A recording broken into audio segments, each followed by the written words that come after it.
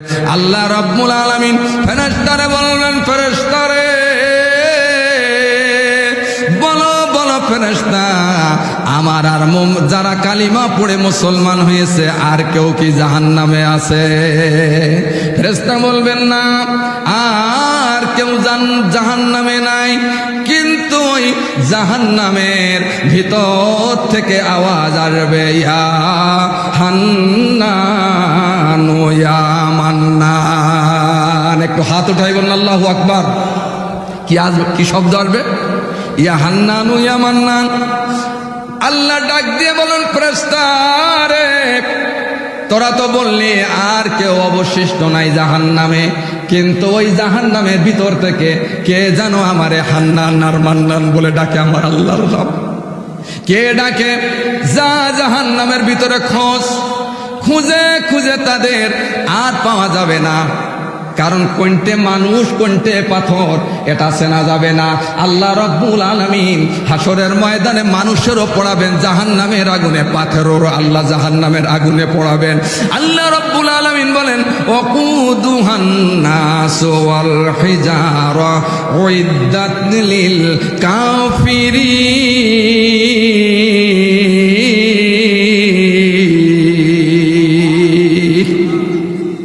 আমার সম্মানিত, আমার প্রাণ প্রিয় ভাইরা, আল্লাহ রাব্বুল আলামিন সেদিন কেমন ওই দিন আওয়াজ শুনতে পাবেন, ইয়া মনে আছে তো, ইয়া হান্নান ইয়া মান্নান।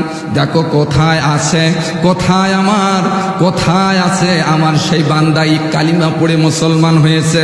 কোথায় আছে আমার সেই বান্দা? যাও খুঁজে যাও, খুঁজে খুঁজে পাওয়া যাবে না। দেখা যাবে ফি আমাদিন মুমাদ্দাদা, ওই জাহান্নামের পাথর আর মানুষ একত্রিত হয়ে যাবে। কোনটা পাথর কোনটা মানুষ, মানুষ চিনতে পারবে না। গোটা কেমন জাহান্নামের ভিতরে পুড়ে কয়লা হয়ে যাবে, কোনা চেনা যাবে না কোনটে মানুষ কোনটে পাথর। ফেরেশতা এবার খুঁজে খুঁজে দেখলেন যে পাথরের মধ্য হতে একটি আওয়াজ আসতে, রংটা পাথরের মতো আওয়াজ আসতেছে, ইয়া হান্নানু ইয়া মান্নান। একটু সুবহানাল্লাহ বলা যাবে না? আরো একটু জোরে বলা যাবে না সুবহানাল্লাহ? ভাইরা আমার, এই আওয়াজ যখন আসে আল্লাহ ফেরেশতা খুঁজে খুঁজে পাইলেন, বললেন রব্বুল আলামিন কোনটে মানুষ কোনটে পাথর এটা তো নির্ণয় করতে পারতেছি না।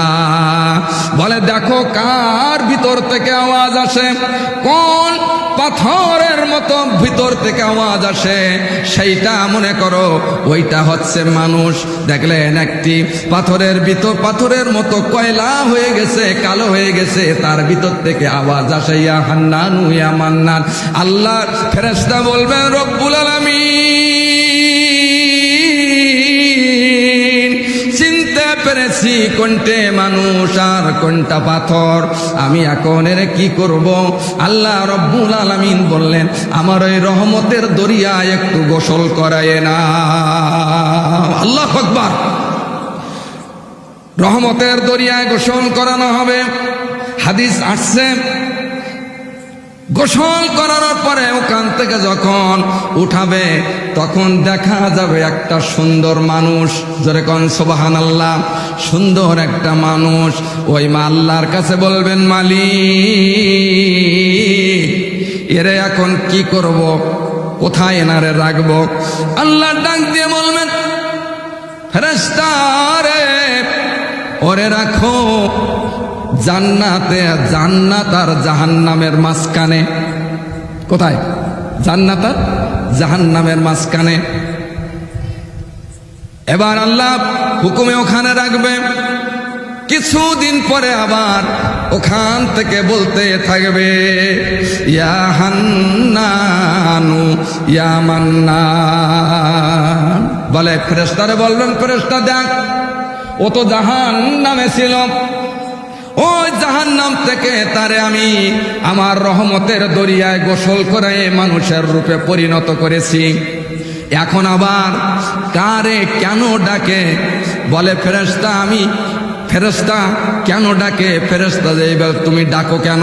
বলে ফেরেশতা শোনো, আমি শুনেছি আল্লাহ রব্বুল আলামিন জান্নাতখানা সুন্দর করে তৈরি করেছেন।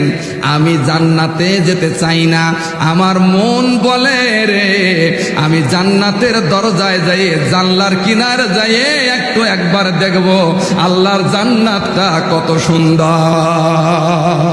যেরকম আল্লাহু আকবার। এবার ফেরেশতা ওকে জান্নাতের কিনারায় বসায় দেবেন, জানলার কিনারায় বসে বসে কিছু সময় পরে, কিছুদিন পরে আবার বলতে থাকবে ইয়া হান্নান ইয়া মান্নান। আল্লাহ ডাক দিয়ে বলেন ফেরেশতা দেখ আবার কেন সে ডাকে, কোন কারণে ডাকে? জাহান্নামের আগুনের ভিতরে ছিল, আমি তারে আমার কুদরতি ব্যবস্থাপনা দিয়ে আমার রহমতের সাগরে তারে আমি গোসল করাই নিলাম। এরপরে জান্নাত আর জাহান্নামের মাঝখানে রাখলাম, তার আরজ অনুযায়ী আবার আমি জান্নাতের দরজার গেটের কিনারায় রাখলাম। ওই লোকটা কেন আবার আমারে ডাকে? যা ফেরেশতা এসে বলবেন তুমি আবার কেন আমার আল্লাহরে ডাকো?